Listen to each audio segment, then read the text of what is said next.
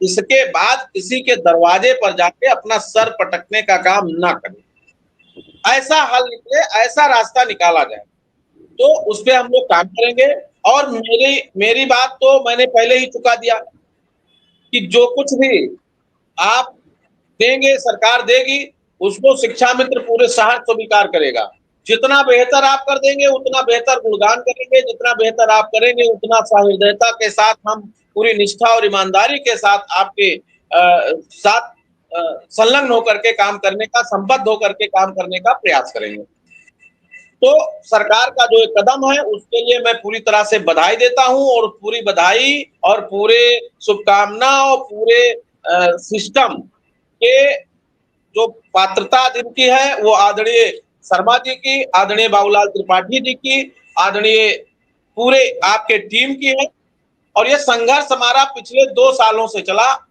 पिछले साल में मैं तो मंच से भी कह दे रहा हूं, हमको कोई दिक्कत नहीं, आदरणीय शर्मा जी भी हैं, पिछले साल हमको कोई संरक्षण नहीं मिला, तो हमारी पैरवी कुछ दिन आदरणीय त्रिपाठी जी ने किया। अब इसके बाद आपका संरक्षण मिला तो पूरे मनोयोग से सारे लोग आपके साथ, पूरा प्रदेश आपको देख रहा है, पूरे प्रदेश के लोग, सबसे ज्यादा फोन संभवतः आपके पास जाना शुरू हो गया होगा। सारे लोगों ने ये बात मान लिया कि आदरणीय शर्मा जी हम लोगों को संरक्षण दे करके इस भाव से पार कर सकते हैं। तो जहां चाह वहीं राह, आपने एक ऐसा संबंध और ऐसा स्नेह दिया कि अभी सारे लोग आपके साथ जुड़ गए। ये आपने देखा और आपने करके दिखाया भी। आपने तदर्थ शिक्षकों की लड़ाई लड़ी। तदर्थ शिक्षक आज पूरे प्रदेश का, मैं तो खुद गवाह हूं, देख रहा हूं। आपने पहले उनको मानदेय का किया, पहले उनका वेतन दिलाया, अवशेष दिलाया, फिर वो हटाए गए, फिर मानदेय पर आप लाए, और फिर ऐसी कृपा हुई कि कुछ का वेतन ड्रा हो गया और कुछ का वेतन ड्रा होने की स्थिति में है। तो ऐसी स्थितियां जब हम लोग एक लाइन में खड़े होंगे तो समस्याओं का समाधान होगा, जो बचेगी उनका होता रहेगा, सिस्टम बन जाएगा और उस सिस्टम से सारे लोग उस पार जाएंगे।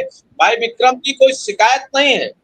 जब भी किसी से हम मिले तो पहले अपनी बात शालीनता के साथ रखे। उस दिन भी मैंने आपसे निवेदन किया था और आपने उसका परिणाम देख लिया। और आइए हम लोग मिलकर बैठ करके इस बात को माननीय विधायक जी के माध्यम से, खुद अपनी व्यवस्था से, आप अपने जो भी आपको उसमें देना है कि कैसे बेहतर हो सकता है, आप भी व्यवस्थित करिए, हम भी व्यवस्थित करें। जब हम पूरे एविडेंस देंगे तो हमारे वकील अच्छी बहस करेंगे, और जब अच्छी बहस करेंगे तो उसका रिजल्ट भी अच्छा होगा। इसलिए हम पहले अपने पेपर्स तैयार कर लें, और उस पेपर्स में ऐसे पेपर्स हों कि जिन पर हम बहुत ज्यादा नजीर भी मुझे न देना पड़े, कहाँ की परिस्थिति कैसी है और मेरी परिस्थिति कैसी है, कहाँ क्या हो सकता है और हम क्या कर सकते हैं। अपनी संवेदनाएं और भावनाएं दोनों को एक सामने रख करके फिर हम लोग अपने अगुवा को, अपने अगुवा के माध्यम से अपनी बात को रखने का प्रयास करेंगे। और निश्चित रूप से हमें लगता है कि जो आपने दीपावली की बात करी है, और हम लोग तो मन से जान रहे थे, मंच पे नहीं कह रहे थे, हम लोग आपसे ही कहलवाना चाह रहे थे, आपसे ही सुनना चाह रहे थे। आपने कह भी दिया, आपने आशीर्वचन दे भी दिया और आपने सुना भी दिया लोगों को, तो हमें कहने की जरूरत नहीं है। हमारे पास तो फोन आते हैं तो मैं कहता हूं कि बैठक के बाद मैं कुछ कह सकता हूं। और हमारे अगर संरक्षक महोदय शुक्ला जी ठीक कह रहे, शुक्ला जी ठीक कह रहे हैं आप।